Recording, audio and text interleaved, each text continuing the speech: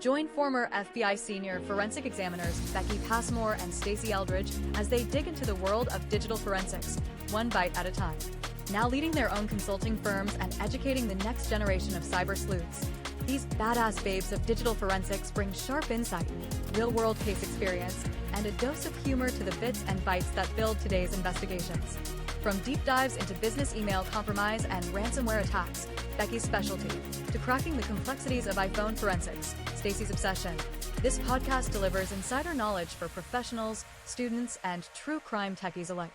If you've ever wondered what really happens when the digital trail is all that's left, tune in and start parsing the truth.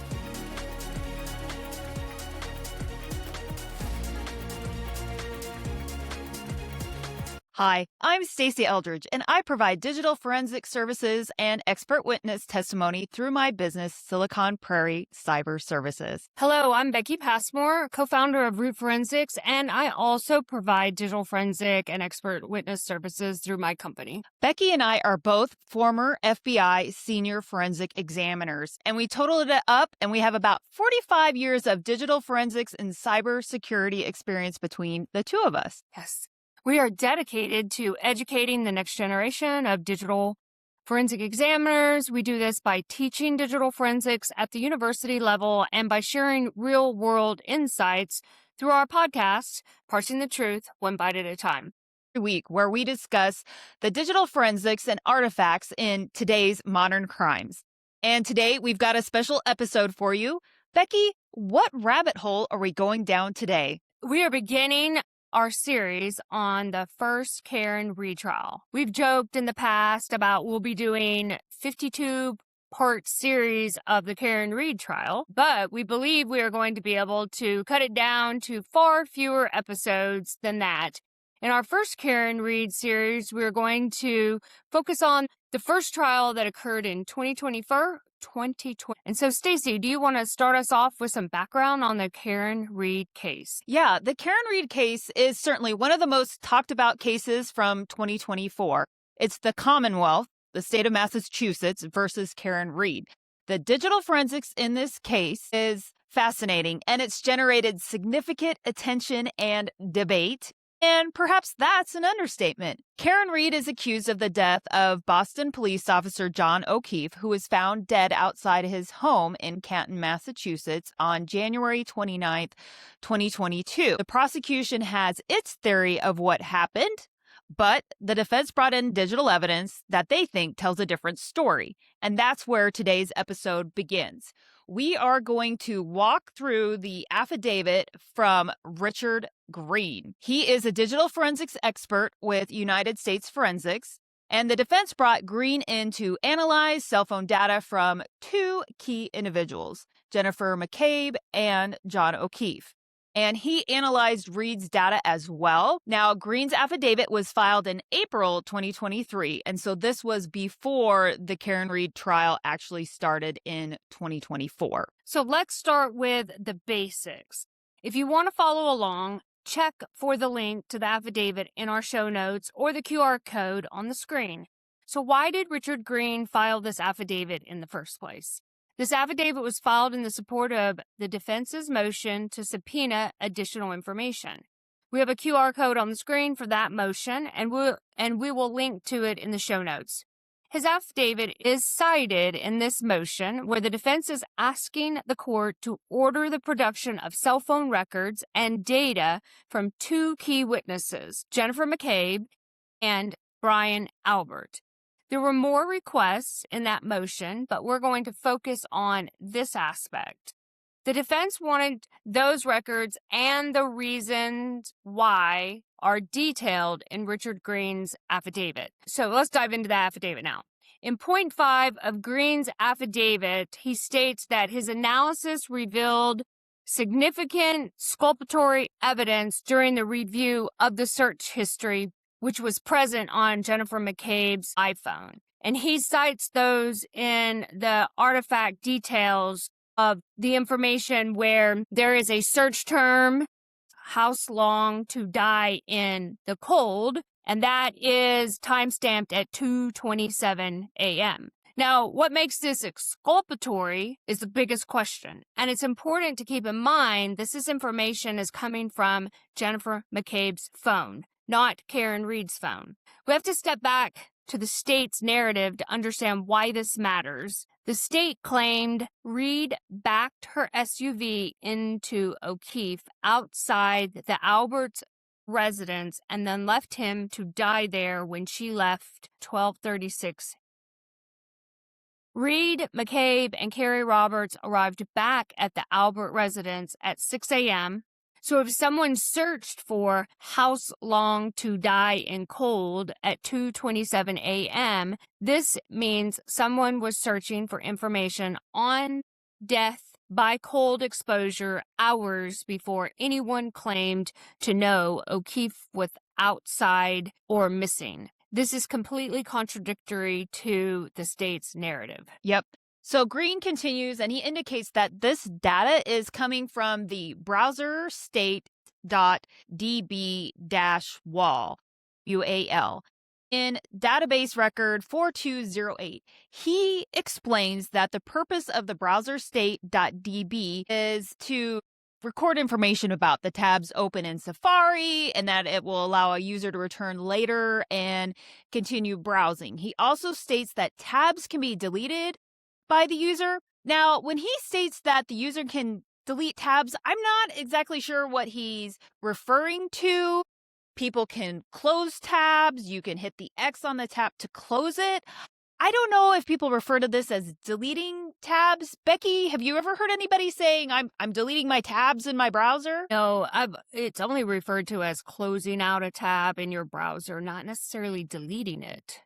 So that's our experience, but as forensic examiners, we've never referred to the deletion of tabs in the browser by the users. But he continues in his affidavit, and Green states that the user later deleted that 2:27 a.m. search. But this whole thing raises an important question. Can one record from one artifact tell the complete story? In digital forensics, context matters. A single digital artifact, whether it's a timestamp, a search query, or a GPS coordinate, rarely tells the whole story. Digital evidence exists within complex systems where multiple data points must corroborate each other to establish reliability. First off, there are many things happening on devices simultaneously, especially on phones. And devices generate multiple logs or database entries nearly simultaneously. And the timestamps could be exactly the same or only off by a millisecond or two. And as we all know, surfing the internet creates multiple data points, and that's related to the history, the cache, the cookies, and more.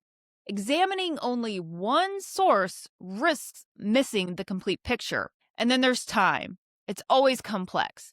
And time records can be affected by time zone settings, daylight savings changes, system clock errors, and different records on the same device can be stored in different ways. Think local time versus UTC time, and even different formats. And then there's the distinction between people versus the machine. Not all digital activity reflects intentional user behavior. There are a lot of things going on in the background that the user has no control over and certainly doesn't know they are occurring. It's vital that we, as digital forensic examiners, work to determine, was it the user or was it the device? Devices Absolutely. are messy. We never find data in pristine, untouched condition. Files can be corrupted, partially overwritten, or affected by normal system operations. One artifact may represent incomplete or degraded data. So our work requires comparing multiple independent data sources to verify findings. When these sources conflict, examiners must determine which data is most reliable and why. In practice, a single data point means little without examining related system files, application logs, user activity records, metadata, and so on. Only when multiple artifacts consistently point to the same conclusion should digital evidence be considered reliable. Digital forensic work is detective work, not fortune telling. One clue suggests a lead. Multiple corroborating clues help establish facts. Green continues to discuss events occurring on the phone shortly before that 2:27 a.m. search. And he included the following details: that the iPhone was unlocked between 2:23 and 2:31 a.m., and that there were text messages sent at 2:25 a.m., and a couple of screenshots were deleted at 2:26. And then he lists the search for "house long to dying cold" was entered at 2:27 a.m. Now, he goes on later to discuss the discovery of some additional searches, and those were "how long to die in Kikti" and "house long to die in cold," again occurring after 6:23 a.m. And those are included in Exhibit 2 if you want to check that out.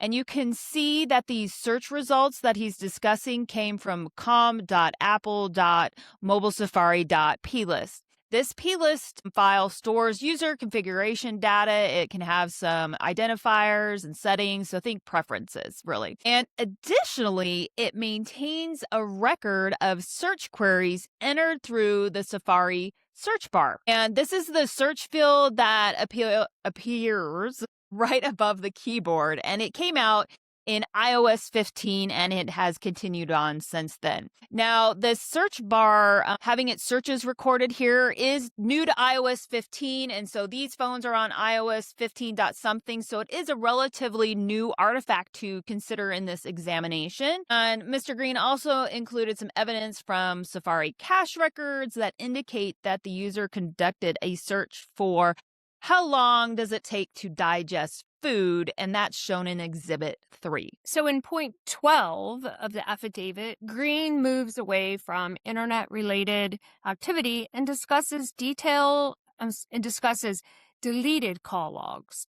It's important to keep in mind that the extraction of McCabe's phone occurred on February the 2nd, 2022, and she did receive approval to delete personal text conversations with her daughters before turning the phone in. This is definitely something a forensic examiner should keep in mind when approaching the examination. I would certainly think a review of missing row IDs would be warranted to determine what time frames these texts are missing, i.e., where and when are the gaps here. But Green doesn't address any deleted text. Green indicates that there were significant deletions of call data by the user of McCabe's iPhone. It's important to note that the database listed in this affidavit is callhistory.storedata.db, but the correct database is actually callhistory.storedata.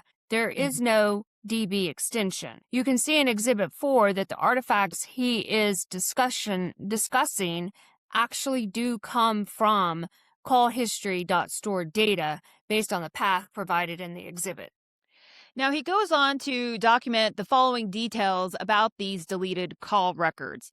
The first thing he talks about is that from October 24, 2020, through January 27, 2022, that there is only FaceTime call data that's recorded, and that this was parsed out by Axiom. And then the day before John O'Keefe's death, January 28th, he said that there was no call log data found in the callhistory.storedata.db. Again, he mistakenly puts that .db in there, but he does indicate that this is a main storage location. And he also indicates that he found some indications of the calls in the KnowledgeC database, and that the KnowledgeC database records various user activity, but he didn't go into any details about what exactly he found in the KnowledgeC database in this affidavit. He lists that on January 29th, there were 18 deleted call entries from the time between 5:33 a.m. and 8:50 a.m. He also noted of those 18 calls, he called out 3 of them separately, that the 603 AM 911 call was deleted. There were 2 calls at 6:07 and 6:08 a.m. to Nicole Albert that were deleted. And I guess there's one more. A 6:23 a.m. call to Uncle Brian A. was deleted. He just wanted to call those out specifically for whatever reason. And then he said that normal call activity began again on the 29th at 8:59 a.m. and it continued through February 2nd, which is when she turned her phone in. There's a couple of things here that I found interesting. He states that only FaceTime call data was present going back to October 24th, 2020, but there are no call logs from the day before, January 28th. But he notes that there's 18 deleted calls from the morning of January 29th. And that normal call activity resumes on after 8:59 a.m. But so here's the thing to keep in mind, whether it's a phone call, FaceTime video, FaceTime audio, all of these logs, these events are tracked in the same database and the same table within that database. So records are going to be kept until the maximum number is reached, and then they start being deleted or removed in a first in, first out fashion. And unfortunately, this Exhibit 4 begins right at the deleted calls on McCabe's phone from the 29th. So there's no inclusion of anything from the day before, none of those old FaceTime calls. I personally would have liked to see more context to include those older calls he was talking about. And he's also just presenting the data as it appeared to be parsed by the tool from what I can tell. There's no raw table data being presented in this exhibit. Right. So you may also be able to find traces of calls in the interactions.c.db, but none are specifically mentioned here. The interactions.c.db is a nice database to get. You don't need a full file system extraction to get it. It's basically keeping track of interactions and the contact information. You can even see data sent in a message. That wouldn't be very helpful for these call records, but it could provide some clues related to deleted text messages. But deleted text messages aren't discussed in this affidavit. Green then describes the additional deletions he detected on McCabe's phone.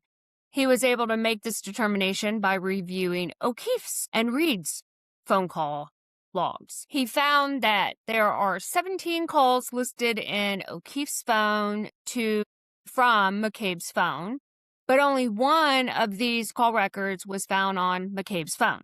He also found that there were 8 calls listed in Karen Reed's call logs to or from McCabe, but only 2 of these calls were found in McCabe's phone call logs. Now, Green stated that since he was unable to recover a complete accounting of all of the records, he would need to obtain call detail records from McCabe's cell phone carrier so he could cross-reference that with what he was able to actually extract from her phone. Let's kind of dig into the exhibits related to the call logs real quick. So first off, as we've mentioned, there's Exhibit 4, what has some call records from McCabe's iPhone. They begin on the 29th at 5:33 a.m. and at the top show the 18 deleted calls, with the last deleted call record having a timestamp of 8:50 a.m. The next call that's not deleted begins at 8:59, and then the calls continue through the day, ending at 6:27 p.m. Moving on to Exhibit 5, these are the calls logged on O'Keefe's phone that were to or from McCabe's phone. And he answered, somebody answered on that phone 3 calls at 12:14, 12:18, and 12:29 a.m. on the 29th.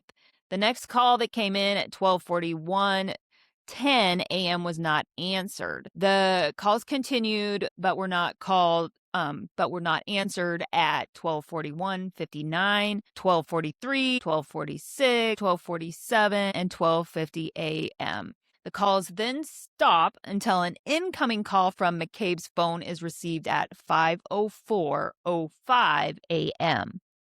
Yeah, and so then Exhibit 6 contains the calls logged on Reed's phone that were to or from McCabe's phone. Reed calls McCabe at 5:05:01 a.m. It's not answered, but McCabe calls Reed back 13 milliseconds later.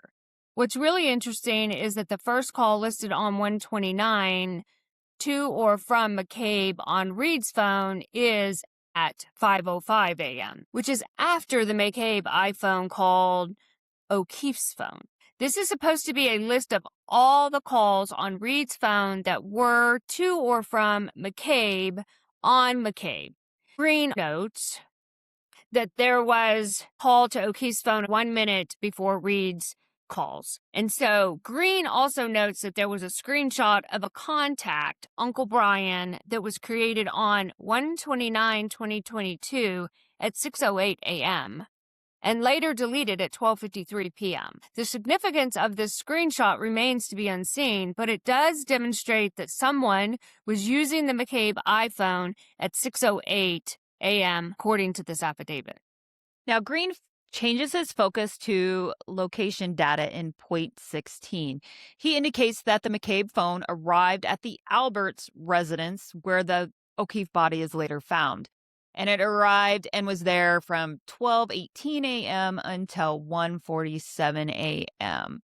Then he notes when they're leaving that at 2:03 a.m., they turned right onto Lawrence Street, which is before Pleasant Street, which intersects O'Keefe's residence. And then the course was reversed. Not sure of the significance of that other than he wanted that noted, right? And it's also highlighted that the phone is present in the McCabe residence at 2:27 a.m. when Green alleges that someone was searching for house long to die in cold. Green moves on to the Apple Health data. Of course, we knew that was coming, right? And he documents that the only steps that were logged on O'Keefe's phone were from 12:11 a.m. until 12:32 a.m. on the 29th. And so now you got to pay attention to this next part. Okay. He also states that O'Keefe's iPhone location data had a first ping near the Albert residence at 10 a.m. and O'Keefe arrived at the Albert residence at 12:24 a.m. in a car. They were driving, not walking there. And then you can take a look at this health data that he presented from both McCabe's phone and O'Keefe's phone in Exhibit 8. Now, as the affidavit concludes, in point 20, Green seems to be asking for the ability to make, as he calls it, a proper forensic image or extractions of the devices, as well as asking for any potential backup sources like computers and the cloud. So let's say he receives approval to do this second extraction for any of these devices, but the results are going to be different for so many reasons. Simply put, as time goes on, you lose data. When you reboot the phone, you lose data. And that's still even assuming that law enforcement still has any of these phones and they haven't been returned to the owner. Now, finally, in point 21, he's asking for cell phone carrier records since they are maintained independently of the device. And that totally makes sense to ask for those. Sure. So what is the significance of this affidavit? Let's break down the key points. The 2:27 a.m. Google search is the core exculpatory claim. Green found evidence that someone searched house long to die in cold at 2:27 a.m. on January the 29th, 2022. This is 3.5 hours before O'Keefe's body was discovered at 6 a.m. According to the prosecution's narrative, no one should have known O'Keefe was outside dying in the cold at 2:27 a.m.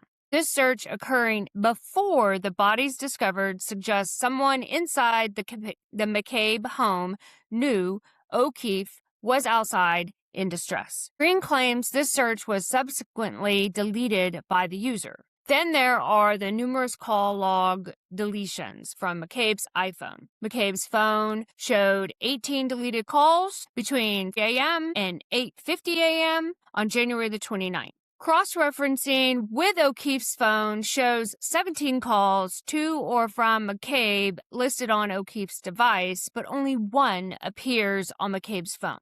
Cross-referencing with Reed's phone shows 8 calls to or from McCabe listed on Reed's device, but only 2 appear on McCabe's phone. Green states his professional opinion. A user was engaged in efforts to tamper with, alter, destroy, and or hide information or evidence. And that's a direct quote.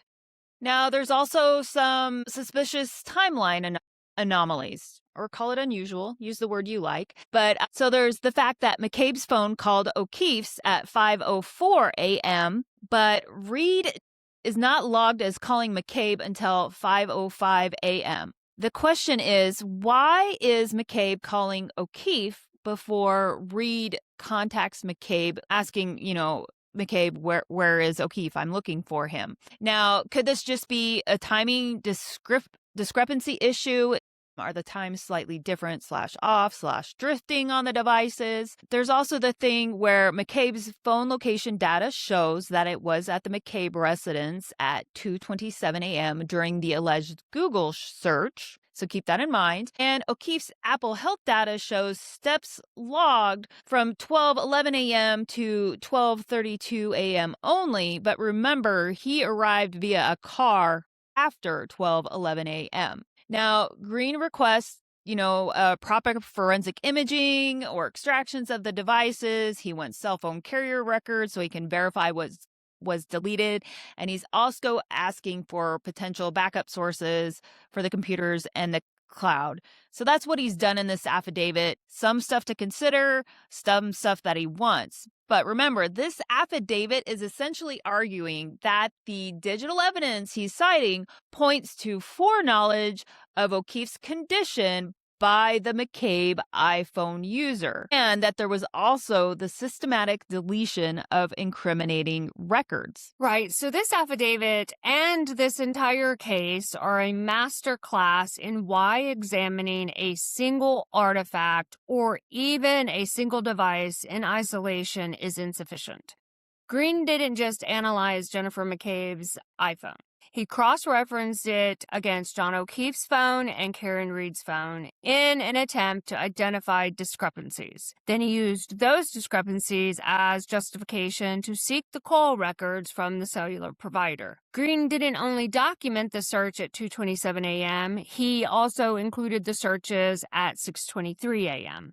These times would seem to conflict, but he documented both. This demonstrates an important principle. Don't hide conflicting evidence. Document everything and let the interpretation be debated with complete transparency. And you will definitely get to see this debate play out during the trial. However, this affidavit wasn't just a report. It was filed in support of a motion to compel production of additional evidence. Green documented why the defense thought there was someone else responsible for the murder of O'Keefe and why they needed additional data. We have to remember that digital forensics doesn't exist in a vacuum. Examiners must understand how their findings support legal strategies and why thoroughness matters for court proceedings. Understanding this case teaches examiners that their job isn't just to extract data. It's to analyze, corroborate, contextualize, and honestly present findings that can withstand scrutiny in high-stakes legal proceedings.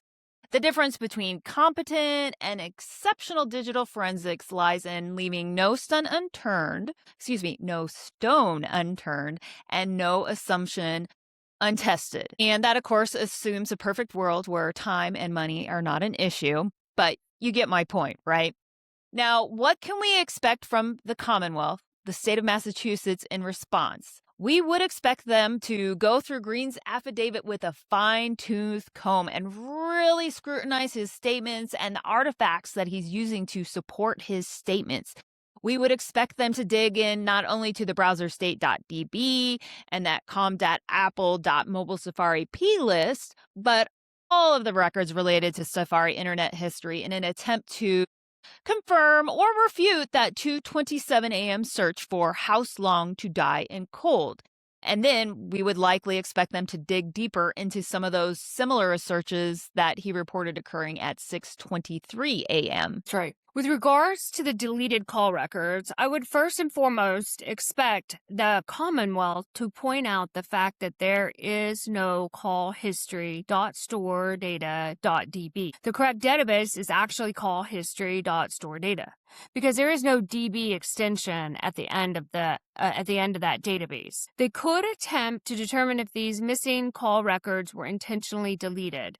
They might also take the time to cross-reference the call logs between the three devices and then conduct an additional comparison against the cellular provider records, as the court did indeed approve this request for these records. The Commonwealth also might dive a little deeper into the Apple Health data, considering that the motion that this affidavit supported stated it suggests that Mr. O'Keefe was not struck with her vehicle and instead entered the Albert residence just after midnight, where he was beaten and then left for dead on Brian Albert's front lawn. And again, another direct quote from the motion. So I think it'll be really interesting to see how this plays out in court and see what else we can learn about the artifacts that have already been mentioned.